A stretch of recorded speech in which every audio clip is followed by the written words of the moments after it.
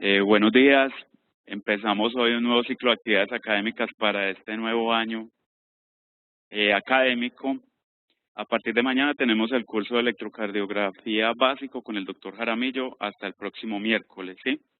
Y para hoy tenemos como profesor invitado al doctor Juan Carlos Urrea, que es médico internista y cardiólogo de la Pontificia Universidad Javeriana de Bogotá, es ecocardiografista y es el editor encargado de la puesta al día de la Revista Colombiana de Cardiología.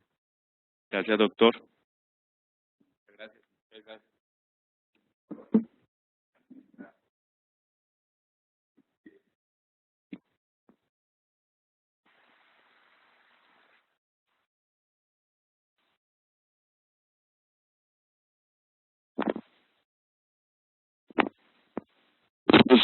En una evolución continua, un cambio relativamente grande en los últimos 5 años, y sí es bueno precisar y tener la información clara de cuándo eso no es un paciente resistente, cuándo es refractario y cuándo está resistente controlado, que son como los temas.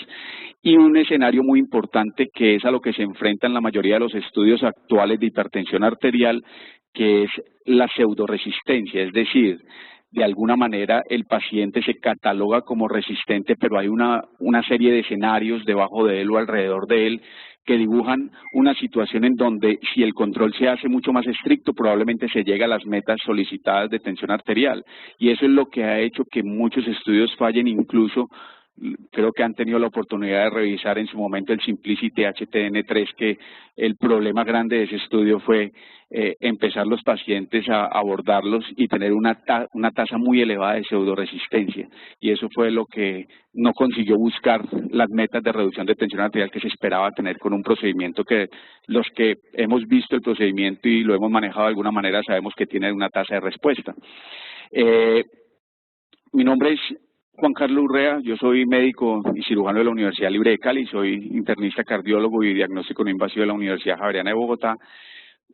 Pertenezco a algunos grupos de investigación aquí en Colombia y soy profesor de las universidades allá en Cali. En este momento soy el jefe de la unidad de cardiología de la Clínica Rey David.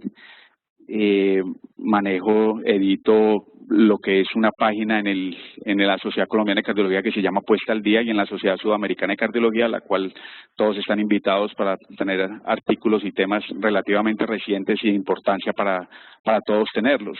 Siempre debe quedarse 5 minutos la diapositiva diciendo que yo recibo pago por la conferencia, eso es muy importante, pero espero que a través de ella no se dibuje algún tipo de injerencia respecto a lo que se debe hacer con el paciente, porque relativamente, siempre explico, afortunadamente consigue uno que le paguen por venir a dar una cosa que a uno le gusta hablar y que no tiene mucha injerencia respecto al manejo en sí con un u otro procedimiento o medicamento. Entonces, siempre es importante conocerlo. Las primeras diapositivas, no dejo puesta la diapositiva de hipertensión arterial del grupo CINEX que manejan acá con la Universidad de Antioquia respecto a hipertensión arterial, porque creo que esa guía, pues si no está en el Bademecum ni está en los servicios de cada una de las instituciones, pues se está perdiendo el trabajo que se hizo maravillosamente con las diferentes guías que se han producido. Dentro de esas está hipertensión arterial, o sea que es importante que todos lo conozcan. Como este tema es específicamente hipertensión arterial resistente, por eso no toco la diapositiva, no toco en sí el evento de CINEX respecto al trabajo de hipertensión arterial. Para eso, dejo estas referencias que para mí, siempre que empiezo las charlas, pues son la parte más importante de la charla, que es de donde se obtiene la información. Muchos de los manejos que se hacen en hipertensión arterial resistente son más estudios descriptivos, se hacen unos análisis de subgrupos, son más situaciones dirigidas a el evento de encontrar la hipertensión resistente y no a la situación en sí de la pregunta de qué hacer con el paciente con la hipertensión resistente, salvo los estudios de procedimientos de intervención. Entonces, este es un artículo que, si conocen el último autor, que es George L. Bacris, pues es el médico que ha manejado lo que fue el Joint 5, 6 y 7. Él fue el que manejó y dirigió los Joint de hipertensión, y en el grupo de la Sociedad de la Americana de Hipertensión Arterial se obtuvo este papel publicado en el JASE en el año 2014, que es la detección, evaluación y tratamiento de la hipertensión arterial severa y resistente. Cuando arranca esta publicación, relativamente lo que invita es a revisar lo que se publicó ya de hipertensión arterial resistente en el año 2008 en Circulation y el complemento de la puntualidad de las definiciones y del manejo contemporáneo de esta. Además, está una revisión también del doctor Rimoldi Maserli y el doctor Cyril Bangalore, que trabaja en Nueva York, que Cyril Bangalore es probablemente la persona que más investiga manejo farmacológico de la hipertensión arterial en el mundo y es la persona que tiene como objetivo incluso debatir hoy por hoy lo que es el uso del beta bloqueador en hipertensión arterial. Entonces, realmente la revisión es bastante buena de hipertensión arterial resistente, lo que el cardiólogo necesita saber. Esto está publicado en el Europeo de Cardiología. También el grupo de Canadá con la evaluación y manejo de la hipertensión arterial resistente del doctor Padwal, que maneja también la guía de hipertensión recientemente publicada de la sociedad canadiense. Y una cosa que es bien importante que me gustó mucho de Tomopoulos, que nos habla de la hipertensión arterial resistente, ¿realmente una entidad o es un diagnóstico fantasma? Entonces, digamos que esto es lo que vamos a entrar a ver un poco en controversias y mirar a qué nos estamos refiriendo con hipertensión arterial resistente. ¿Qué nos dicen las estadísticas? Desde el año 2000, cada año, esto se publica entre noviembre y diciembre de cada año, en los Estados Unidos, pues se obtienen estos datos y nos dicen que las fracciones de enfermedad que generan la mortalidad cardiovascular, si miramos debajo de ellas, por lejos, la hipertensión arterial es el factor número 1 de muerte cardiovascular en el planeta. Y la hipertensión está debajo en el 40.6% de los comunes denominadores de la muerte cardiovascular, seguidas por el tabaquismo, la dieta inadecuada, la actividad física insuficiente y la alteración de la glucosa, que incluye la diabetes y la alteración de la glucosa en ayunas o la resistencia a los hidratos de carbono. Entonces, como ven, por mucho es una entidad que está como un primer problema de salud pública en el planeta. Por eso es tan importante y las estrategias de trabajo que se hacen respecto a la hipertensión arterial no es solo detectar al paciente, es seguirlo, monitorizarlo y remonitorizarlo, porque hay cosas asustadoras y números asustadores que van a ver a continuación. 33% de los adultos mayores de 20 años en los Estados Unidos tienen hipertensión arterial y los afrodescendientes hasta el 44% llegan a tener problemas de hipertensión. Estoy hablando de la hipertensión en general, no la resistente. Esto es una introducción. Entre las personas hipertensas, y este es el número más importante que creo que se tiene respecto a la hipertensión, el 82% están alertados de su condición. Es decir, en algún momento les dijeron que había problemas de la tensión arterial. Sin embargo, 3/4 partes de ellos reciben la medicación antihipertensiva y esto es un número que lo sabemos desde el Euroheart de 50-50-50, 50% de ellos están bien controlados.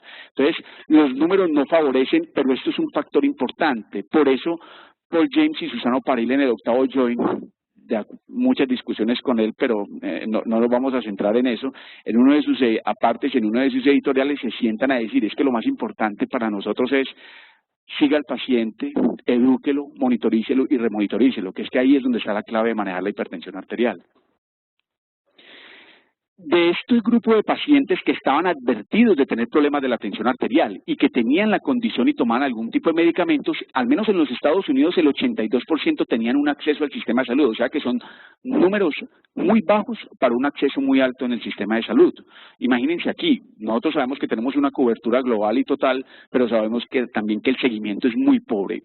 En una clínica como la Fundación San Vicente de Paulo, en unas clínicas grandes, probablemente el seguimiento se pueda acercar a lo ideal que se ven en el mundo, pero saliendo por esa puerta, el siguiente centro de salud, o el siguiente puesto de salud, o la siguiente atención primaria que tenemos, probablemente ahí es donde se ve el verdadero problema de impacto de lo que es la falta de conocimiento respecto a la hipertensión.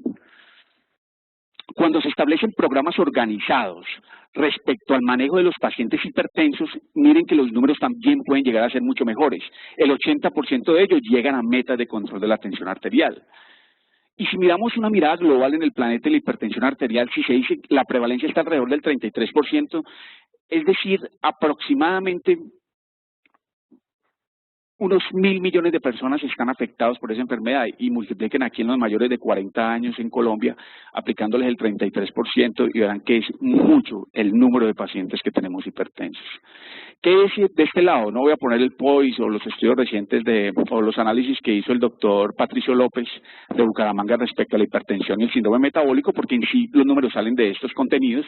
El estudio Carmela fue una revisión bien bonita que hicieron 7 ciudades de Latinoamérica, en Barquisimeto, Bogotá, Buenos Aires, Lima, México, Quito y Santiago, en donde en Bogotá participó la Fundación Cardioinfantil, para mirar la prevalencia de lo que se encontraba la hipertensión arterial, que estaba alrededor del 18%, con un 9 a 29% en general de desviación.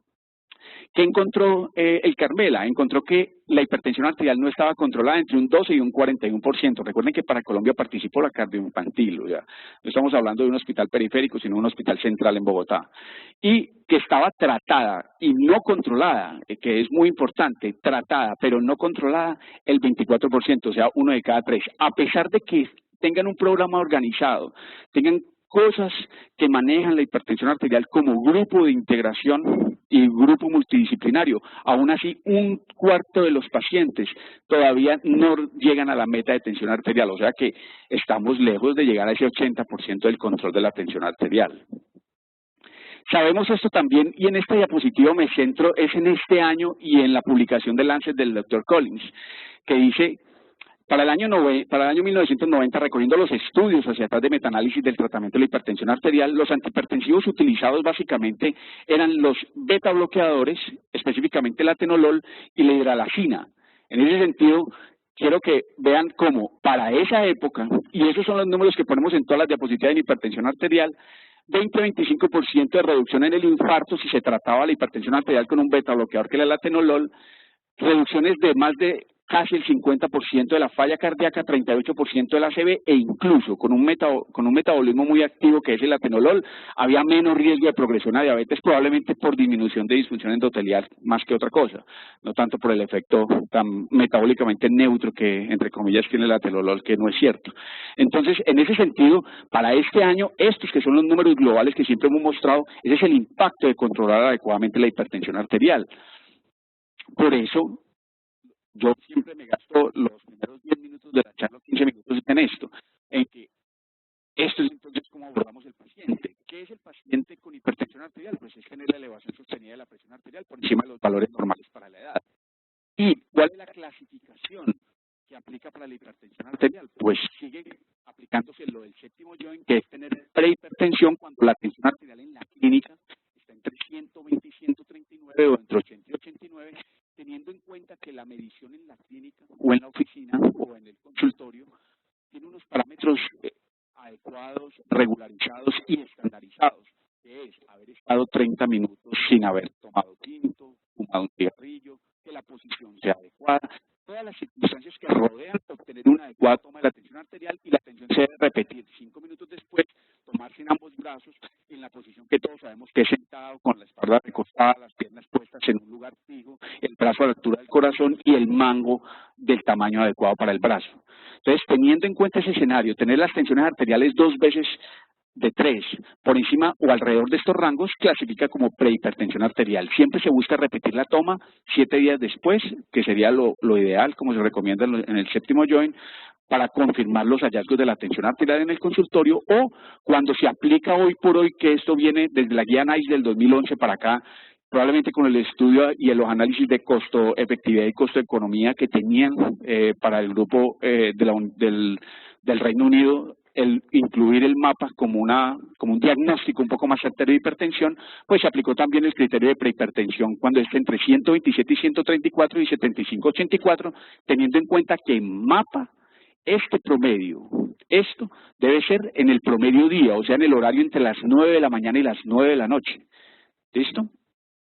Hipertensión estadio 1, sabemos esto, 140 a 159, 90 a 99, y por mapa 135 a 149 y 85 a 94. Hoy por hoy está avalado solo el promedio día para clasificar la hipertensión arterial por mapa. No, el promedio de 24 horas, que es 130-80 para arriba, es una categoría diagnóstica especial, pero en general para clasificarla en mapa o monitoría en casa, la presión arterial, se aplica el promedio día. Un punto importante y un paréntesis aquí de la monitoría en casa, la presión arterial es, yo invito a que nos metamos y discutamos unas cosas que son simpáticas con los residentes. Siempre les pongo, bueno, para mañana usted me trae lo que encuentre de afinamiento en inglés. Y es chistoso, porque entonces empiezan a pelear, ¿no? Empezando por la palabra, pues afinamiento, cómo es la traducción y eso qué significa, y después no. Entonces, el afinamiento es un término que se utilizó para los años 80 cuando arrancaron los programas de promoción y prevención, donde se incluyó control prenatal y dentro de todas esas cosas se hacía algo con la enfermera, que era tomarse la tensión arterial sentado, acostado, parado. Entonces a los 5 minutos volvía y se hacía un proceso diagnóstico con la enfermera tratando de evaluar en diferentes circunstancias cómo se comportaba la tensión arterial. Ese era el afinamiento de esa época. Pero ese afinamiento terminó afianzándose de alguna manera en los programas de pregrado de medicina, y ya entonces hágase un afinamiento y la gente sale con que se hace el afinamiento. ¿Cómo se hace? Tómese la atención, ahí cerquita en la droguería, o no sé, haga algo. Pero no hay una claridad respecto al afinamiento, y realmente el afinamiento es un término que dejó de utilizarse desde los 90 en el mundo.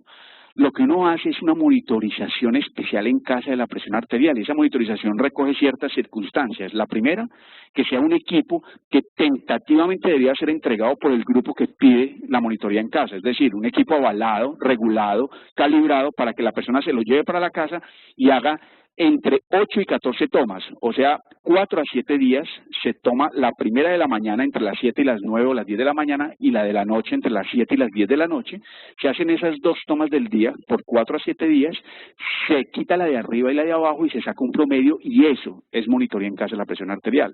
Como sabemos, eso en el 99% de los escenarios no se cumple, o al menos si no hay investigación o es un protocolo de investigación, no se cumple, para decirlo claramente. Entonces, por eso la monitoría en casa de la presión arterial en nuestro medio puede tener valor donde no tenemos monitoría de la presión arterial ambulatoria, que es el área rural y muchos sitios. Pero siempre que tengamos la oportunidad y que se pueda, tratar de confirmar con monitoría en casa, con monitoría ambulatoria de la presión arterial con el equipo. Y si no tenemos eso, es mejor adaptarse, que mandarle a las personas a tomarse la presión arterial en la farmacia. Es mejor tomar la atención del consultorio, y por eso me adhiero a lo que recomiendan los joint. En el consultorio entonces hacemos el diagnóstico citando a los 7 días al paciente, y si se repite la atención en los niveles como está la tensión arterial en el consultorio, eso es hipertensión arterial. Cubrimos más al paciente y hay menos probabilidad de error cuando aplicamos eso. ¿Listo? La hipertensión estadio 2 sigue siendo la misma estadiaje. Cuando tenemos 160, 100 o 150, 95 en el promedio de monitoría en casa de la presión arterial o mapa. Se considera severa cuando hay una tensión arterial mayor o igual a 180, 110, y en este punto vuelvo y insisto algo. Primero, un paciente que en el consultorio se presenta con tensiones arteriales en promedio mayores a 180, 110 después de una adecuada toma, 5 minutos de reposo y toda la técnica estandarizada de realizarla, ese paciente es hipertenso hasta que no se demuestre lo contrario. La hipertensión de bata blanca o el fenómeno de bata blanca realmente se ha estudiado hasta este punto del corte de niveles. Cuando pasa de estos niveles, nadie incluye a los pacientes, nadie incluye a los pacientes como un fenómeno o una hipertensión de bata blanca. Es decir, este es el punto de corte para hablar de hipertensión diagnóstica en el consultorio. No le pidan mapa, no le pidan monitoría en casa a la persona arterial, porque el paciente no tiene hipertensión de bata blanca. Ese paciente está hipertenso confirmado. Y eso es una de las recomendaciones importantes hoy por hoy. En la hipertensión arterial sistólica, pues nuevamente tener más de 140 y menos de 90, o más de 135 y menos de 85 en el mapa, y en la diastólica menos de 140 y más de 90, porque esto también es otra cosa que confunde mucho. Un paciente con 130, 95, 135, 100 de tensión arterial en el consultorio varias tomas, o con monitorías ambulatorias siendo elevada la diastólica. De hecho, la que más marca impacto probablemente hoy por hoy en morbimortalidad sea la diastólica de acuerdo al rango de edad, y la sistólica en los de más edad. Entonces, teniendo en cuenta esas clasificaciones, viene siendo la hipertensión arterial resistente, que sería el otro diagnóstico a tener en cuenta.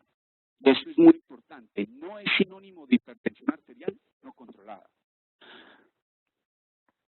¿Qué factores pueden influir en la presencia de esta clasificación de hipertensión arterial resistente?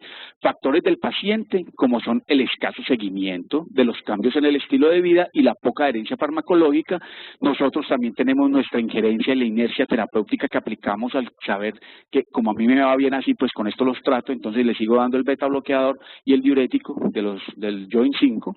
La hipertensión arterial de difícil control, resistente o refractaria, que ya son datos propios de la enfermedad, que esto es aproximadamente un 10% de las personas, y la falta de utilización de esquemas terapéuticos óptimos, asociaciones óptimas e incluso efectos adversos de muchos medicamentos. Por ejemplo, utilizar la clonidina 2 veces al día. Eso es reconocido y se sabe que produce el fenómeno de rebote a las 6 a 8 horas. Por eso la clonidina no se puede utilizar menos de un intervalo horario de cada 6 a 8 horas. Si se utiliza más de eso, va a haber fenómeno de rebote y el paciente va a llegar generalmente con cifras de tensión arterial elevadas o con desenlaces adversos. Entonces, ¿qué viene siendo la hipertensión arterial resistente? Es la falla para conseguir la meta de tensión arterial con un mínimo de 3 medicamentos antihipertensivos que en esencia son inhibidores de CAWARA2, antagonistas y diuréticos y acídicos. Y uno de ellos debe ser un diurético, no importa si es acídico o de asa, pero un diurético. ¿De qué depende si es acídico o de asa? De la depuración renal. Si es menos de 30, diurético de asa; si es más de 30 de depuración renal, se utiliza antiacídico. Entonces, a las dosis máximas adecuadas y toleradas, esto es hipertensión arterial resistente. Entonces, ¿qué viene siendo hipertensión arterial resistente controlada? Hipertensión arterial resistente controlada es tener la meta de tensión bajo un manejo farmacológico de 4 medicaciones antihipertensivas. Es decir, cuando ya entramos a utilizar el bloqueador de aldosterona como cuarto antihipertensivo y el paciente se logra controlar la tensión. Eso es una hipertensión arterial resistente controlada. ¿Qué sería entonces la refractaria? Que es diferente, es la falla en conseguir la tensión arterial en metas adecuadas con un mínimo de 4 medicaciones antihipertensivas a la dosis máxima tolerada de cualquiera de los grupos de medicamentos que utilicemos. Y este fenómeno que es la pseudoresistencia. ¿Qué es en sí la pseudoresistencia? La falla del control de la presión arterial en un sujeto que recibe un tratamiento que parece ser adecuado y que no tiene una hipertensión arterial resistente. Suena enredado, pero esto es lo más importante. Incluyen casi el 40% de los pacientes que se catalogan como que cursan con una hipertensión arterial resistente, y no es lo mismo, es pseudoresistencia. ¿Qué factores entonces influyen en la pseudoresistencia? Influyen, por ejemplo, el más importante de todo, la inadecuada técnica. Es un ejercicio sencillo que pueden hacer los residentes de medicina interna. Cuando estaba haciendo yo el posgrado de medicina interna en el hospital, pues siempre, no es para que se revolucionen respecto al trabajo de investigación, pero siempre en los trabajos de investigación pedían que uno tuviera una idea maravillosa que no costara nada y que ganara premios. Y eso generalmente es complicado para los que tenemos un IQ o una situación mental como promedio. Para los que tienen una ventaja grande en eso, pues es muy fácil sacar ideas, pero para nosotros que somos los mortales, no es tan fácil tener esas ideas. Entonces siempre me dediqué desde que llegué a la universidad a mostrar los puntos débiles de la atención que impactan en las malas prácticas de lo que nosotros hacemos. Y una cosa muy sencilla, ¿de qué depende que nosotros pasemos una revista en la mañana? De lo que nos muestran las enfermeras que tuvieron la noche anterior del paciente, cómo estuvo la atención, cómo estuvo esto. Cuando yo me uní a cuidado intensivo, no sé, como decía mi profesor de cuidado intensivo, si usted tiene dudas, vaya a revisar al paciente. Pero no, eso no llegue, la sábana es esto. Ya uno toma decisiones es con respecto a monitorización y papeles, y no con paciente. Y cosas tan sencillas como ir a ver a una enfermera tomándole la tensión arterial y ver que la velocidad con que desinflan el neumotaponador es más de 2 milímetros de mercurio por segundo en el 98%, como fue en el estudio chiquitico que les hice, de la mala técnica de la toma de la tensión arterial, de la cual nosotros tomamos decisiones. Eso impacta en el paciente. Y con cambios de 15 a 20 milímetros de mercurio. Sabemos que solo 10 milímetros de mercurio reduce 50% de los eventos cardiovasculares. Y encontramos diferencias de 15 a 20 milímetros de mercurio en la toma de tensión arterial. No les digo cómo hicimos la cosa, porque fue algo más o menos casi misión imposible, porque éramos todos ahí como para no asustar al paciente después para tomarle la tensión arterial los que estábamos ahí. Entonces hacíamos una serie de cosas simpáticas para poder hacer el trabajo. Pero logramos demostrar que estaba mal hecha la cosa. Una sola cosa, que es mirar cómo tomamos la tensión arterial, ya es un error frecuente en nuestra práctica. Si ustedes reducen la velocidad del neumotaponador con una velocidad mayor a 2 milímetros de mercurio por segundo, están tomando mala tensión arterial. ¿Sí está claro? Y lo están haciendo mal. Entonces tengan en cuenta eso. ¿Qué más? El fenómeno de bata blanca, que se ve muy frecuentemente también. Las arterias calcificadas o endurecidas que generan un aumento de la presión de pulso en la mayoría de los pacientes, sobre todo en los de edad. Esto que es muy importante, que es que el paciente dice que se toma todo, la familia dice que se toma todo, pero no se está tomando ni los medicamentos, es rebelde y no le gusta tomárselos. ¿Listo? Muy difícil de evaluar. Y la inadecuada prescripción por parte del personal de salud. Si tienen dudas o preguntas, pueden hacerlas, ¿no? Por el momento, si hay alguna situación que quieran intervenir o aportar.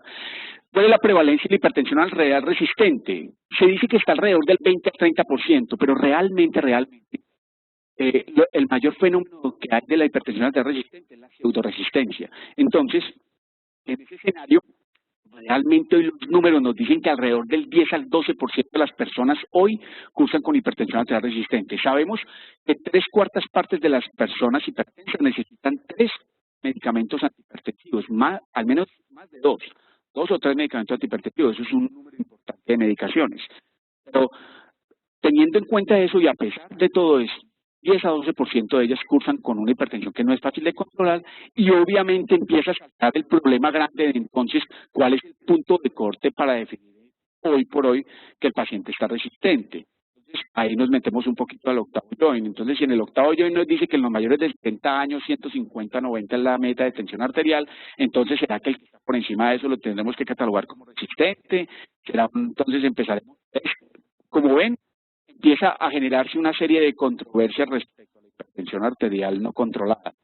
Y esto tenemos que salvaguardarlo muy bien. Por ahora, siempre, para considerar el paciente no controlado y en metas, es 140-90 hasta los 80 años.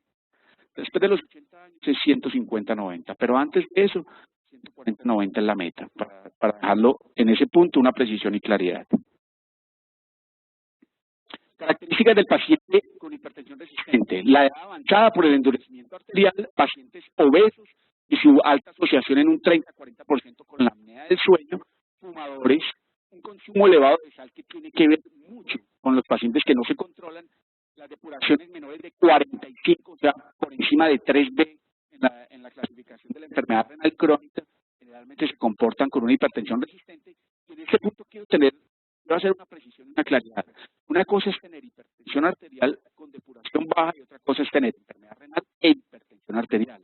Porque si uno tiene enfermedad renal e hipertensión arterial, eso es una hipertensión secundaria. No tiene nada que ver con lo que estamos hablando. Entonces, los pacientes que tienen riñones poliquísticos, estenosis bilateral de arterias renales, displasia fibromuscular, los pacientes que tienen problemas respecto a las arterias o al funcionamiento propio del riñón que generan una alteración del simpático y elevación de catecolaminas e hipertensión arterial son totalmente diferentes, no tienen nada que ver con lo que estamos hablando. Entonces, hipertensión renovascular secundaria y esto tiene un abordaje y un escenario diferente a lo que estamos discutiendo.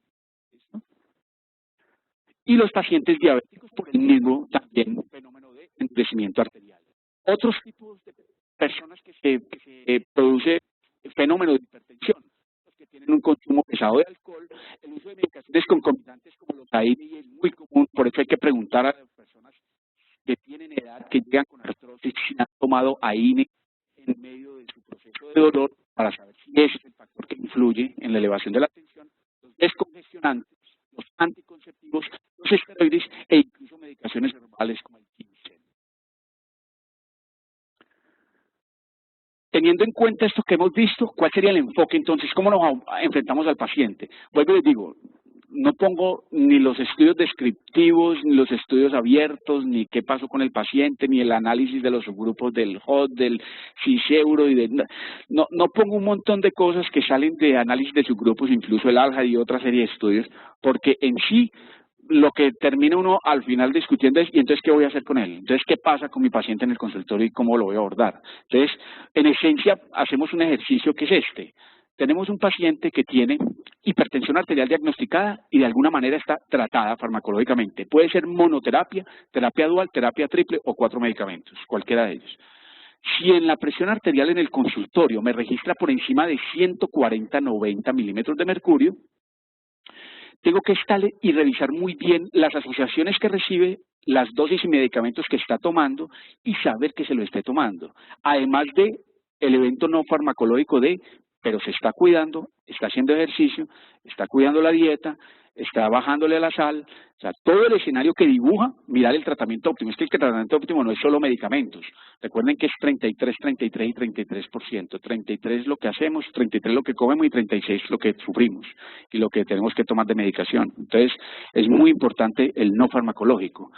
Si sabemos y reforzamos el tratamiento subóptimo, si sabemos que la cuestión es el índice de masa corporal en 38 que tiene el paciente, pues empezamos a abordar ese tratamiento antes de empezar a hacer tantos cambios en la medicación, para tratar de ver respuestas 4 semanas después, que es el punto de corte para tomar decisiones, 4 semanas después.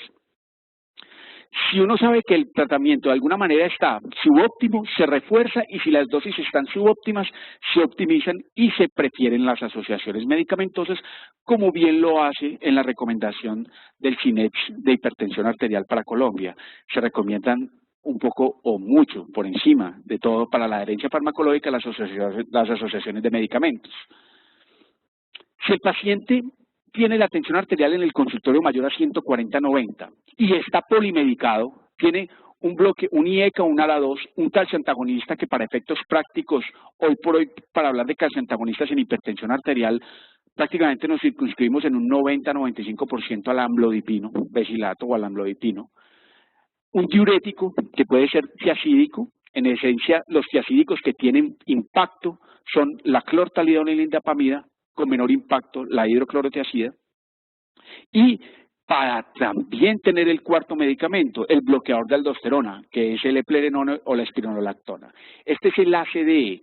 Se quitó la B, que es el beta bloqueador, porque sabemos parte desde el séptimo y desde el octavo joint y todos los estudios del mundo que los beta bloqueadores no son buenos antihipertensivos, son muy buenos medicamentos para reducir la morbimortalidad en falla cardíaca con fracción de eyección menor del 40%, pero no son buenos antihipertensivos. En esencia, hay otros medicamentos que los superan y por eso pasan a ser o a formar parte del arsenal terapéutico como una estrategia de segunda o tercera línea. Y ahorita vemos en qué línea podrían estar los betabloqueadores. Evaluar en este paciente que ya le optimicé la medicación y que le pongo el cuarto antihipertensivo, ¿cierto? Ahí sí, le evalúo con mapa en la siguiente cita para saber si sí está o no está controlado. No lo hagamos cuando tengamos los 3 y le pongamos el bloqueador de aldosterona. Ahorita van a ver unos números de lo que es el hiperaldosteronismo, que no solamente es el hiperaldosteronismo primario, que no es una cosa frecuente, afortunadamente, ni en nuestro medio. Pero sí vamos a ver el escape de aldosterona que llega casi al 40% en los pacientes. Y en ese escenario, por eso se recomienda es después de hacer la optimización farmacológica con el bloqueador de aldosterona, que se evalúe con mapa para saber si entra en el cuadro de hipertensión arterial resistente controlada, que es donde queremos tenerlo. ¿Sí está bien claro? Entonces, vemos el resultado del mapa o la monitoría en casa de la presión arterial. Si la tensión está por debajo de 135-85, perfecto, es un fenómeno de bata blanca y ahí tenemos el diagnóstico de fenómeno de bata blanca. Sabemos que estos pacientes comparados con los otros pacientes que tienen elevada la tensión arterial porque no están bien controlados, pues les va mejor en esencia, eso está claro. Entonces, confirmamos el diagnóstico de fenómeno de bata blanca y nos preguntamos si hubo fallas en la técnica, empezamos a discutir qué pasa, aunque recuerden, es importante la presencia de elevación elevada en el consultorio por el mismo fenómeno per se. Pero si tenemos la tensión arterial mayor a 135-85, esto que estoy hablando, recuerden, es el promedio día del monitoreo, con una presión de pulso mayor o igual a 63. Algunos grupos, como el grupo de Australia y el grupo de NICE, eligen 55 milímetros de mercurio como punto de corte de presión de pulso muy elevada en el mapa. Pero para la mayoría de los consensos es 63 milímetros de mercurio, el que aborda la esencia de una manera no invasiva de diagnosticar el endurecimiento arterial. Entonces, con una presión de pulso mayor a 63 milímetros de mercurio, probablemente este paciente con 4 antihipertensivos sea candidato a darle otra medicación, y ahí entran probablemente los bloqueadores presinápticos alfa 2, ¿listo? O sea, la clonidina. ven entonces que la clonina no ha salido del todo del mercado. Tiene unos efectos secundarios importantes, malucos, lo que produce de boca seca, que es también muy importante en el paciente, pero lo más relevante de todo, la adecuada dosificación de la clonina, que debe ser cada 6 a 8 horas, no puede ser cada 12 horas, no lo utilicen en ese horario. ¿Listo? Y si el paciente tiene una tensión arterial en el mapa promedio día mayor a 135/85, pero una presión de pulso por debajo de los 63 milímetros de mercurio, probablemente el efecto que él tenga sea una elevación un poco más del tono volumétrico y simpático que un efecto propio del endurecimiento arterial. Casi que coincide la mayoría de las veces con los estudios animales o los estudios que se hacen en este sentido, y por eso ahí el beta bloqueador como terapia de segunda y tercera línea es que tiene cabida. ¿Sí está claro? Entonces, esto es como la recomendación, pero no se olviden de esto, no se olviden de esto. Acuérdense que un paciente que tiene hipertensión arterial, que no se controla fácilmente, puede tener debajo una apnea, pero yo creo que todos saben eso, la apnea del sueño no es el gordito igual a la apnea del sueño, la apnea del sueño está gordito, eso no es cierto. 1 de cada 3 pacientes que tienen apnea central del sueño no tienen un índice de masa corporal mayor a 28, ni siquiera son obesos, ¿sí está claro? Entonces, cualquiera de nosotros aquí podemos tener apnea. ¿Quién diagnostica un poquito mejor la apnea? Los que tienen novia, novio o esposo, porque ellos son los primeros que le dicen, oye, te estás quedando, te estás yendo, como le dicen a uno. Entonces, probablemente sea importante siempre abordar al familiar que llega para preguntarle si hay o no hay algún tipo de alteración, además de utilizar la escala de Epworth y otra serie de escenarios. Cosas de esto, que también es un diagnóstico diferencial de la hipertensión resistente. Hipertensión resistente no es hipertensión renovascular, ¿está claro? La hipertensión renovascular per se es una hipertensión especial, no es hipertensión resistente. Ahí es donde nos equivocamos nosotros en pensar. ¿Listo? Entonces, en ese escenario, en las causas secundarias está el aldosteronismo primario, la enfermedad renovascular por estenosis bilateral de arterias renales o la displasia fibromuscular en las personas en la tercera y cuarta década de la vida y, como saben, la apnea obstructiva del sueño. Entonces, de manera general, hasta ahí creo que abordamos lo que teníamos, hipertensión resistente, y de manera general un repaso de cómo trataríamos el abordaje general del paciente y cuándo entraría en resistente. Listo, entonces, en los pacientes en general menores de 60 años o que tienen diabetes o enfermedad renal crónica, acuérdense que el grupo europeo INAIS dice que 55 años para abajo y 55 para arriba, desde el octavo joint 60 para abajo y 60 para arriba. ¿Listo? Insisto, la meta es 140/90. Que el paciente de 65 años que tiene 145/80 de tensión arterial está renuente a tomar medicaciones para la tensión arterial, la respuesta que uno tiene para ofrecerle a esa persona que le cuestiona a uno que no quiere tomar las medicaciones es, está bien, no tenemos algo que nos diga que le va a impactar de manera grande si usted se toma las pastas, pero tampoco tenemos nada que nos diga que si usted no se la toma, no le va a dar algo. Y lo confunde uno un poquito y dice, bueno, doctor, entonces ¿usted qué dice? Yo me la tomaría, listo, tómela. Entonces, tómese la medicación. 140/90 es la meta. Por eso hubo tanta discusión con el octavo joint de 140 y 150 y la recomendación corolaria que sacaron, que si entonces el paciente va bien, que si quiere, que si sí, que si se la va a tomar, entonces que se puede tomar, que no se debe dejar las recomendaciones del séptimo joint. Listo, 140/90 para que no discutamos. Hasta los 80 años. De los 80 años para arriba es otro escenario. Entonces, menores de 60 años, diabetes o enfermedad renal crónica. Paso 1, este grupo generalmente arranca con estas medicaciones, o un IECA o un ALA2. Recuerden que la diferencia, estos son cuando estos son intolerantes, ¿no? Todavía seguimos pensando que el enalapril y el captopril es malo. Ahora, el captopril es 3 veces al día, pero sigue siendo buena medicación. El perindopril y otra serie de inhibidores que también son muy buenos. Cuando el paciente a las 4 semanas persiste y consideramos monoterapia, ojo aquí, uno considera monoterapia en el paciente hipertenso estadio 1. En el paciente estadio 2, siempre de entrada debe ir con terapia dual. En el que tiene 160/100 para arriba, terapia dual. Pero de ahí para abajo uno podría considerar la monoterapia. En el paso 2, si se consideró monoterapia, se ajusta a las 4 semanas y se mira, se agrega el calciantagonista que para efectos prácticos es el amlodipino. ¿Por qué? Porque es que los resultados que tuvimos con verapamilo, los resultados que hubo con diltiazem, no porque saquemos el diltiazem más para angina y más para otras cosas, pero con verapamilo, son resultados favorables, son resultados buenos, pero hoy por hoy sabemos que el medicamento comparador de todos los estudios y asociador de todos los estudios en desenlaces clínicos duros es el amlodipino, en todos los estudios. Entonces, por eso, hoy por hoy, si es calcioantagonista, ese es el amlodipino. Y la dosis máxima, 10 miligramos. No sé si hay algún nefrólogo, me disculpará, pero hay que tratar de hablar con los nefrólogos que 20, 30 y 40 miligramos de amlodipino probablemente sean buenos, pero los que van a ir esta noche a la charla del San Fernando Plaza se van a dar cuenta que la dosis sí depende para efectos secundarios y no para desenlace de generar caída en la tensión arterial. El paso 3, inhibidores GKA2 más calcio antagonista, más el calcio antagonista que es el amlodipino más el diurético, siempre 4 semanas después tomando la decisión. Y el paso 4, agregarle la E, que es el eprednona o la espironolactona. En general ese es el esquema circunferencial de tratamiento. En el mayor de 60 años o de raza negra, aquí sí hay un cambio importante y esto es notable, y es que esos pacientes son más vasoconstriñidos y más con problemas de alteración de la dureza arterial, más con problemas de alteración de la variabilidad toma-toma, de la variabilidad asistencia sanitaria, la variabilidad incluso en el mapa. Entonces, en ese escenario, el dibujo apoyado por la mayoría de las sociedades científicas es iniciar el calcio antagonista, específicamente el amlodipino.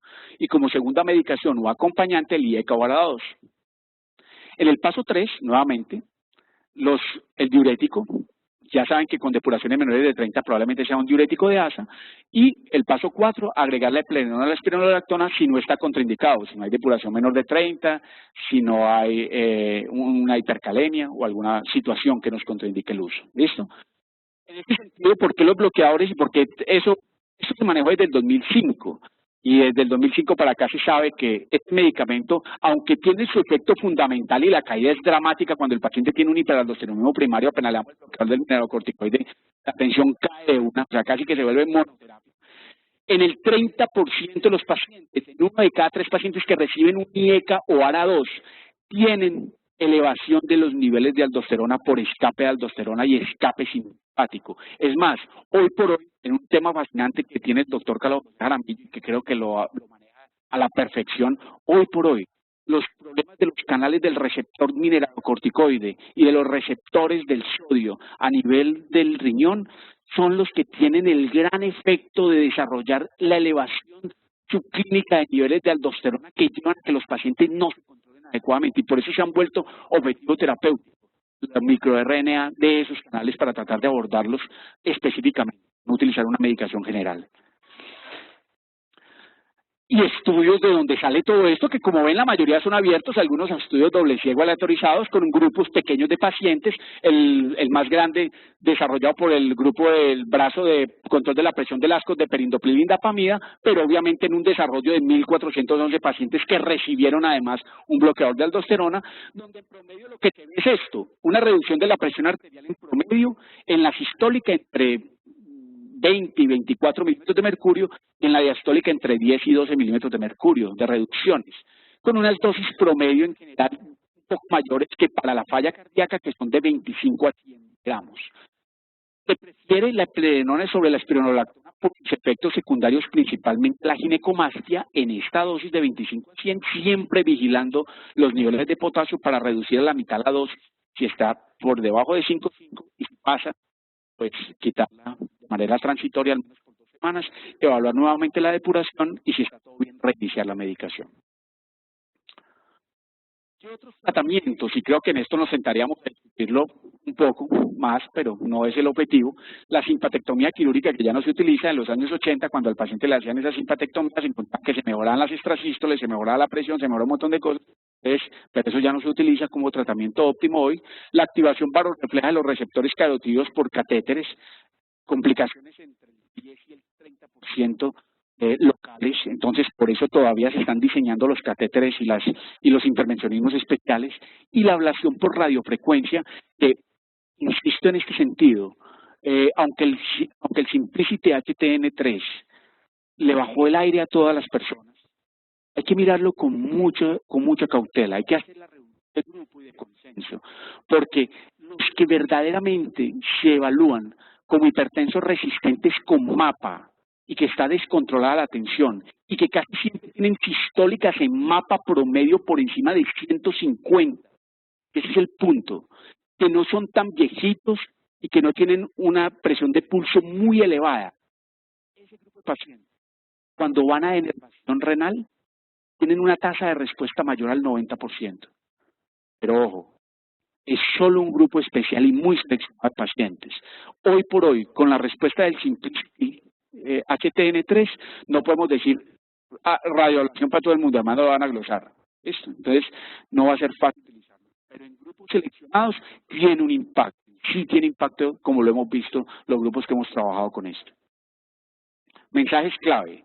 Primero, definir siempre la posible causa del inadecuado control. Recuerden que un gran porcentaje de las cosas están en los cambios terapéuticos del estilo de vida y en los métodos, cómo abordamos el paciente y lo monitorizamos y lo remonitorizamos. No olvidar las causas secundarias de hipertensión y por lo tanto no catalogarlo como hipertensión resistente o refractaria. Es una hipertensión secundaria y nos vamos al problema para tratarlo y abordarlo mejor. La pseudoresistencia es la enemiga de los estudios y fue lo que cayó y falló en el Simplicity HTN3.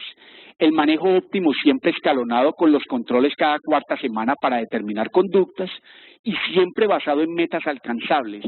Discutimos con el grupo de endocrinología si 130-80, con nefrología si 125-75, peleamos entre nosotros si 150-90, pero no nos ponemos en la tarea juiciosa cada uno de tomar nuestro paciente y ponerlo en 140-90.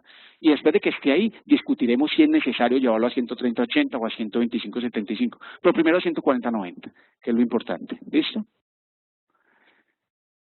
Los invito a la página de la Sociedad Colombiana de Cardiología, donde hay no solamente cursos gratis de todo, y donde hay electrocardiografía, diferentes cosas, sino trato de esmerarme porque cada semana tengamos puesta al día y están invitados todos las personas que quieran contribuir. Yo siempre mando invitaciones a todas las personas que puedan y quieran contribuir en esto, que es una información semanal de las cosas que van saliendo de la cardiología en todas sus ramas para ponerlas ahí y que la gente mantenga algún tipo de información básica de qué hay y la referencia para que amplíe el conocimiento, porque muchas veces no tenemos todo el tiempo que necesitamos para poder estar al día. Y lo mismo en la Sociedad Sudamericana de Cardiología, compuesta al día, y una cosa que se llama Memocardio, que es tratar de poner unas memofichas de recorderis de cosas importantes que se nos han ido perdiendo. Por ejemplo, dentro de 2 semanas voy a poner la hipertrofia ventricular, porque para todo el mundo la hipertrofia ventricular es hipertrofia ventricular, pero resulta que eso ha cambiado completamente la hipertrofia ventricular. Entonces hay que saber qué es hipertrofia ventricular hoy por hoy. Muchas gracias. ¿Alguna duda si quieren?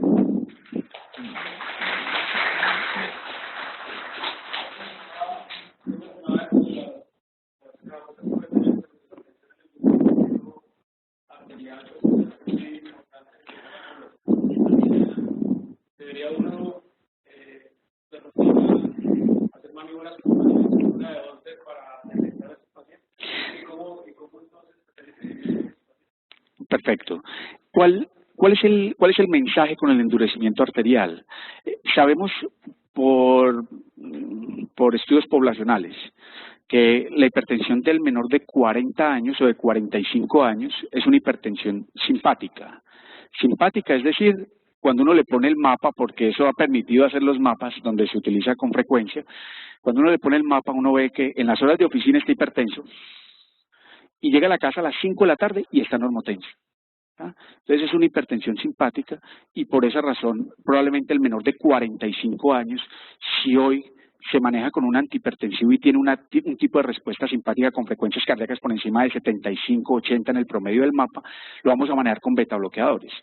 El siguiente grupo de pacientes son los de 45 a 55 a 60 años, que son una mezcla de endurecimiento por edad y efecto simpático. En ese grupo de pacientes, probablemente el utilizar las técnicas o los estudios con mapa que hace muy bien en SICOR el doctor Dan Novar, y lo hace en diferentes grupos ya en Colombia, de colocar el receptor carotidio para mirar lo que es el endurecimiento arterial, tienen validez.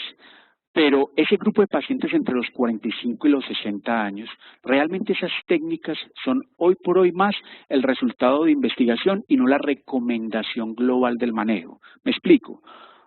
Si yo tengo dudas de cómo tomar la tensión, prefiero enseñar y que todo el mundo aprenda cómo tomar la tensión y después me preocupo por la presión de pulso, por el endurecimiento arterial y por el resto de las cosas. En los mayores de 60 años es claro que ellos tienen per se endurecimiento arterial. Entonces, no se recomienda ahondar mucho en técnicas de detección del endurecimiento, sabiendo que la población en general la está teniendo. Por eso, hoy, con el endurecimiento arterial, sabemos que los rangos de edad son los que te dictaminan. Por encima de los 60 años, sabemos que ellos tienen presión de pulso elevada y sabemos que tienen endurecimiento arterial. No hay que buscar más cosas ni técnicas para desenvolverla. Y los que tienen menos de 45, es raro que tengan endurecimiento arterial. El rango de 45 a 60 es donde el grupo de pacientes probablemente se favorezcan de utilizar algunas de las técnicas para llegar al diagnóstico. Pero hoy, eso lo hacemos aquí en Medellín. Pero recuerden que pasa más allácito en la ceja, más allácito en cualquiera de las ciudades pequeñas cercanas a Medellín. Probablemente enseñaremos bien, que tomen la atención, que le paren bolas a la presión de pulso y tomen decisiones respecto a qué van a hacer con el paciente en esas situaciones.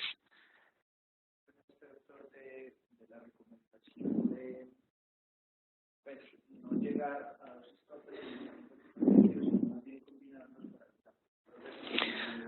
Muy buena pregunta. La pregunta que hace, por si no escuchan las personas que están en línea, es ¿qué opinión tengo respecto a las dosis tope de los medicamentos o a las combinaciones sin utilizar dosis tope?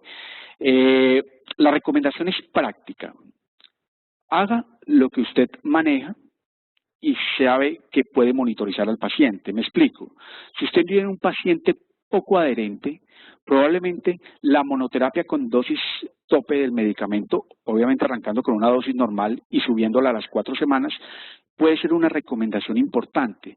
La monoterapia o monoterapia, hablo de la pasta, pero con asociaciones, también son buenas alternativas de acuerdo al paciente y a la adherencia. La recomendación hoy es, utilice cualquiera de las 3 opciones. 1, escalone los tratamientos. Arranco, dosis tope, escalono dosis tope, escalono dosis tope. O arranco dosis media de asociaciones, dosis media de asociaciones y voy subiendo la medicación. ¿Sí está claro? Y el tercer punto, digamos, que es como la tercera corriente, que es si el paciente tolera, acepta y puede utilizar una pasta que se tome 3 medicamentos o 4 medicamentos, que hoy por hoy no es fácil que se la den, pues hombre, utilice esa pasta, independiente de si es adherente o no es adherente. Probablemente va a tener una mejor adherencia per se, pero va a tener buenas respuestas de tratamiento. Entonces, las 3 corrientes son válidas. No es probablemente lo que yo recomiende, es lo que se hace. Es válida cualquiera de las 3 opciones. ¿Algo más de dudas? Tenemos 5 minutos.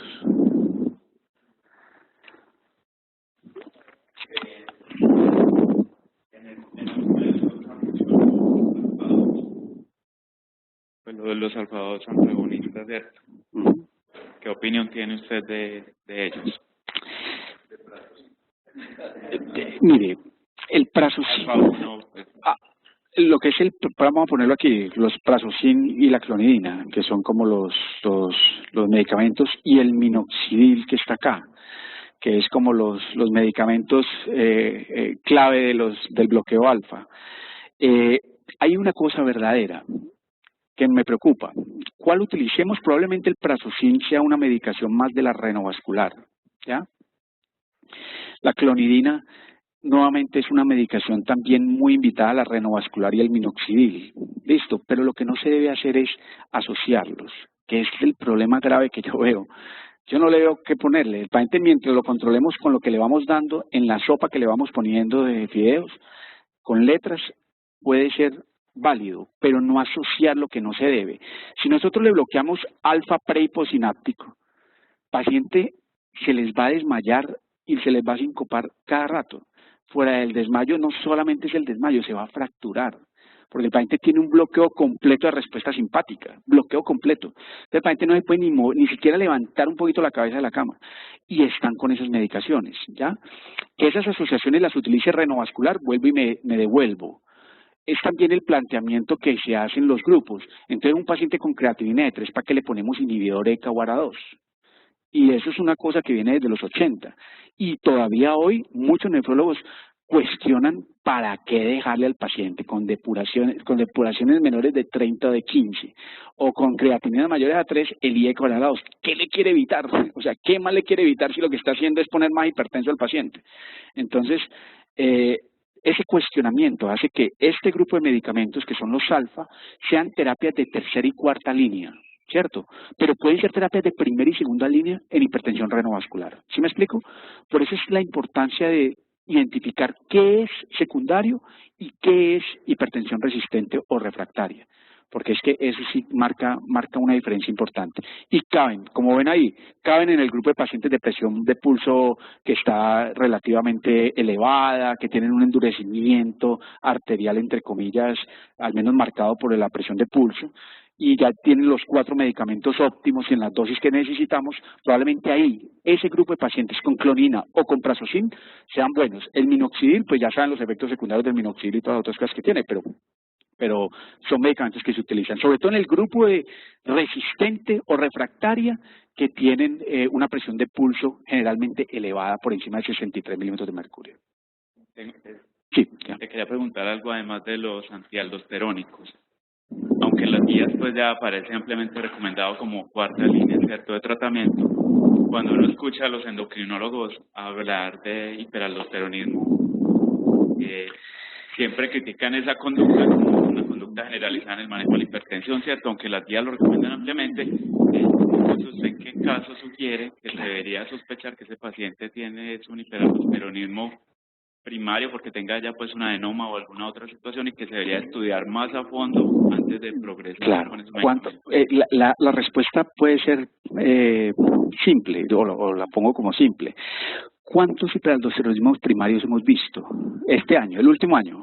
Yo creo que no han pasado de 1, y eso pues que es porque lo comentó el amigo, el compañero de uno. Entonces, a esa respuesta de el volumen de pacientes que tenemos, no sería adecuado entrar a tamizar con un estudio que ni siquiera los laboratorios lo hacen muy bien, ¿ya? Ni la técnica, ni la hora, y que debe ser en determinado tiempo, en determinado rango de tiempo que se toma para mirar los niveles de los mineralocorticoides. Esa situación hace que para los endocrinólogos que lo ven con más frecuencia, sea muy sencillo decir, claro, es que si es eso, pues no es sino darle la espironolactona y se bloquea todo y no necesitamos 3 y 4 antihipertensivos. Es cierto, la tensión cae 30 y 40 milímetros de mercurio de manera abrupta, pero nosotros que vemos el grueso de la población, donde un 10% de ellos tienen un hiperaldosteronismo primario, pero en el grupo de resistente, que son el 30%, del grupo de los que no se controlan, que son el 50%, es decir, muy poquitos pacientes para hacerle eso. Entonces, yo, de hiperaldosteronismo primario, no he mandado el primer examen. Entonces, y creo que se controlan los pacientes relativamente bien. Ahora, estoy hablando yo, el grupo, no hemos tenido casos de hiperaldosteronismo primario en los últimos 5 años. Pero como cardiólogos, y los que tenemos resistentes, los hemos manejado con refractariedad. Los hemos manejado con aislamiento y ablación de arterias renales, y la tasa de respuesta es fenomenal, que caen completamente los 5 antihipertensivos que tienen a 1 o máximo 2 medicamentos. Entonces, pero vuelvo y juega, es la experiencia de grupo porque trabajamos eso allá, pero no porque esa sea la recomendación global. Primero, mi recomendación es, tratemos a los pacientes y les hacemos escalonamiento, y a los que queden especiales se lo mandamos al endocrinólogo para que él nos eche el madrazo de por qué lo mandamos tan tarde. ¿Listo? Pero al menos hicimos el juicio y el raciocinio de llevar al paciente en una escala de lo que se debía hacer. Doctor, 2 preguntas. La primera de ellas, teniendo en cuenta los sesgos de selección que hubo en el Simplicity, ¿qué podemos esperar al futuro con este procedimiento? Y la segunda, hoy por hoy, que podríamos decir que la denervación de arterias renales es un procedimiento experimental, ¿qué pacientes consideraría usted para esta intervención hoy por hoy? Para la primera pregunta, para el Simplicity y para los estudios de ablación y aislamiento de arterias renales, no tenemos una respuesta de... Entonces, ¿cuál es la recomendación? No la hay. ¿Por qué? Porque por lo mismo, por el sesgo, por cómo se eligieron los pacientes, el seguimiento que hubo, la pseudoresistencia, el mapa que se lo hicieron muy al comienzo, pero no antes de hacer la optimización farmacológica, porque es que ese fue el error del Simplicity. Hicieron un mapa por allá para decir, sí, están hipertensos, muy elevados, todo. Pero entonces les optimizan el tratamiento y los abren a los 2 grupos. Pues claro, reducciones del 30% y del 30%, o sea, no hubo respuesta. ¿Era qué? no era tanta la resistencia realmente a la hipertensión arterial, era más pseudoresistencia, era más maltratamiento. Entonces, hoy por hoy tenemos que dejar el aislamiento de venas pulmonares a un grupo, el grupo de hemodinamia, el grupo de nefrología, a un grupo de pacientes que están polimedicados, que cumplen con unas circunstancias clínicas especiales que tienen que ver con endurecimiento, que tienen que ver con edad, que tienen que ver con obesidad, que tienen que ver con causas secundarias que no están bien establecidas. Y ese grupo de pacientes que se salen de lo normal, que son no tantos afortunadamente, cuando vemos que no hay nada más que hacerle porque están con 5 y 6 antihipertensivos y siguen hipertensos, cuando lo llevamos a estos estudios vemos el impacto es favorable, ahí mismo lo vemos. Pero esto ya es a manera de grupo, no es a manera de recomendación. A manera de recomendación hoy no podemos hablar que sea una terapia o una estrategia de tratamiento en pacientes con hipertensión resistente, no se puede. Bueno, creo que son las 8:03, todos tienen que trabajar. Muchas gracias.